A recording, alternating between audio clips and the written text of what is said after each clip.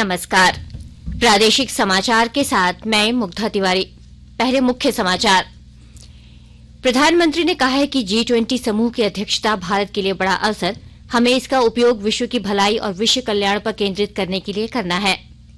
मन की बात कार्यक्रम में प्रधानमंत्री नरेंद्र मोदी ने झारखंड के लाइब्रेरी मैन संजय कच्छप का किया जिक्र, उनके प्रयासों के लिए विशेष सराहना की। राष्ट्रीय कैडेट कोर एनसीसी आज अपना 74वां स्थापना दिवस मना रहा है और भारत और न्यूजीलैंड के बीच दूसरा एक दिवसीय मैच जारी। भारत ने 1 विकेट खोकर 89 रन बना लिए हैं। और अब समाचार विस्तार से। प्रधानमंत्री नरेंद्र मोदी ने आज आकाशवाणी से मन की बात कार्यक्रम में देश विदेश के लोगों के साथ अपने विचार साझा किए। उन्होंने कहा कि बहुत तेजी से मन की बात कार्यक्रम शतक की ओर बढ़ रहा है। यह कार्यक्रम 130 करोड़ देशवासियों से जुड़ने का एक माध्यम है। प्रधानमंत्री ने कहा कि G20 दुनिया की जनसंख्या में 2/3, वैश्विक व्यापार में 3/4 और वर्ल्ड जीडीपी में 85% भागीदारी है। G20 की अध्यक्षता हमारे लिए एक बड़ा मौका बनकर आई है। हमें इस मौके का पूरा उपयोग करते हुए विश्व कल्याण पर ध्यान केंद्रित करना है। प्रधानमंत्री ने कहा कि चाहे शांति हो या एकता, पर्यावरण से लेकर संवेदनशील या फिर सतत विकास की, भारत के पास इनसे जुड़ी चुनौतियों का समाधान है। हमने एक दुनिया, एक परिवार और एक भविष्य की जो थीम दी है, उसे वसुधैव कुटुंबकम के लिए हमारी प्रतिबद्धता जाहिर होती है। श्री मोदी ने कहा कि हाल ही में स्वदेशी स्टार्टअप के विक्रम एस रॉकेट ने जैसे ही ऐतिहासिक उड़ान भरी, हर भारतीय का सिर गर्व से ऊंचा हो गया।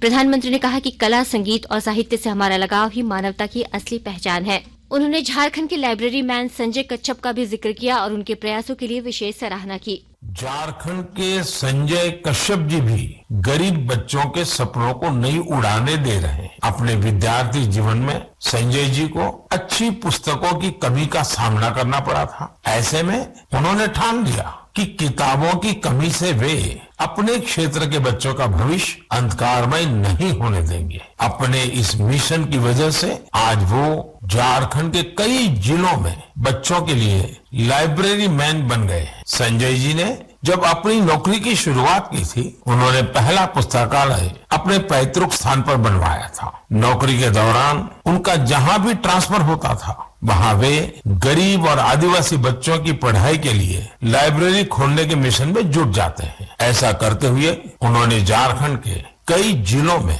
बच्चों के लिए लाइब्रेरी खोल दी है। लाइब्रेरी खोलने का उनका यह मिशन आज एक सामाजिक आंदोलन का रूप ले रहा है। संजय जी हो या जतिन जी, ऐसे अनेक प्रयासों के लिए मैं उनकी विशेष सराहना करता हूँ। प्रधानमंत्री ने कहा कि आज हर देशवासी किसी न किसी क्षेत्र में हर स्तर पर देश के लिए कुछ अलग से काम करने का प्रयास कर रहा है।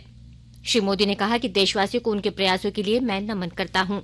मन की बात कार्यक्रम में प्रधानमंत्री नरेंद्र मोदी ने झारखंड के लाइब्रेरी मैन संजय कच्छप का जिक्र किया।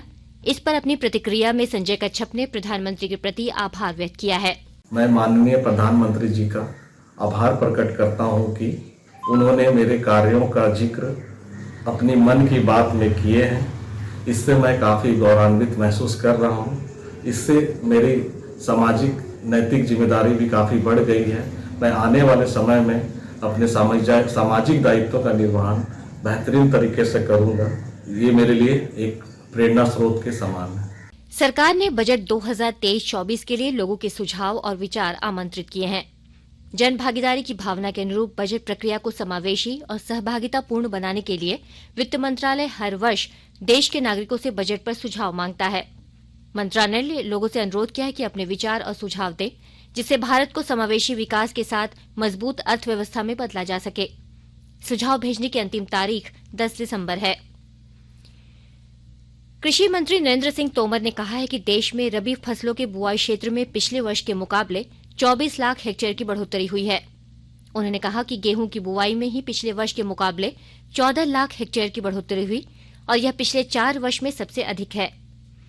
रबी फसलों की स्थिति पर समीक्षा बैठक में श्री तोमर ने मिट्टी में नमी की अच्छी स्थिति, जल संग्रहण और देश भर में उर्वरकों की बेहतर उपलब्धता के कारण आने वाले दिनों में रबी फसलों की अच्छी पैदावार की आशा व्यक्त की।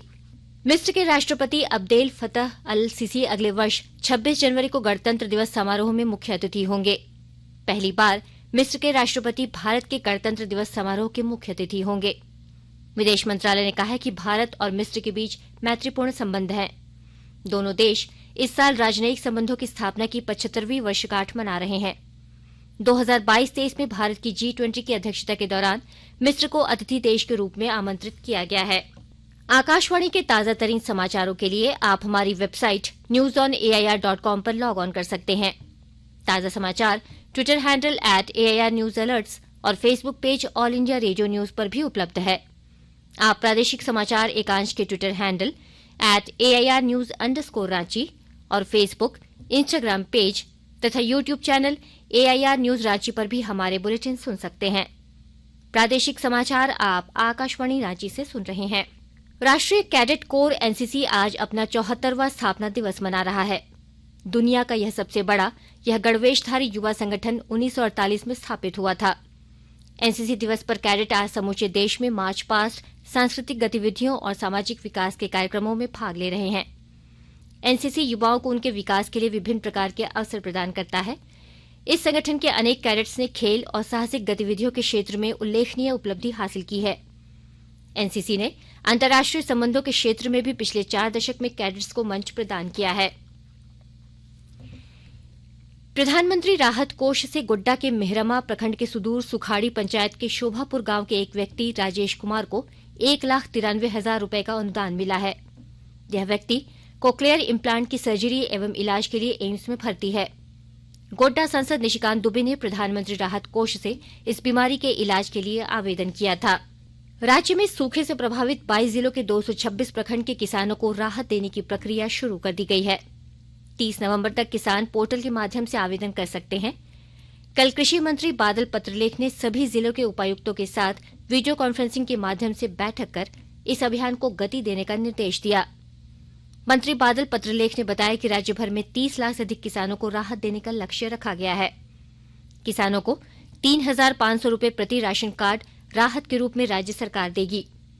उन्होंने बताया कि पोर्टल खुलने के बाद अब तक 6,500 से अधिक किसानों ने आवेदन किया है। धनबाद के विभिन्न क्षेत्रों में खसरा के मामले सामने आने के बाद जांच शुरू की गई है। विस्तृत ब्यौरा दे रहे हैं हमारे धनबाद संवाददाता।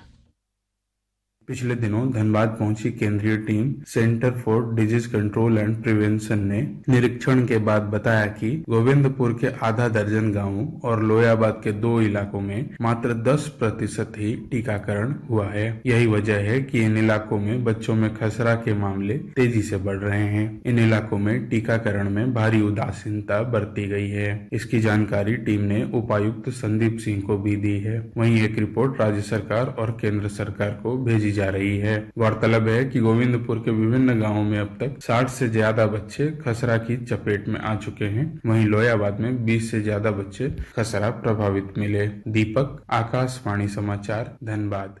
बोकारो इस्पात संयंत्र प्रबंधन ने शारीरिक और मानसिक रूप से स्वस्थ बोकारो के लिए हैप्पी स्ट्रीट कार्यक्रम की शुरुआत की है।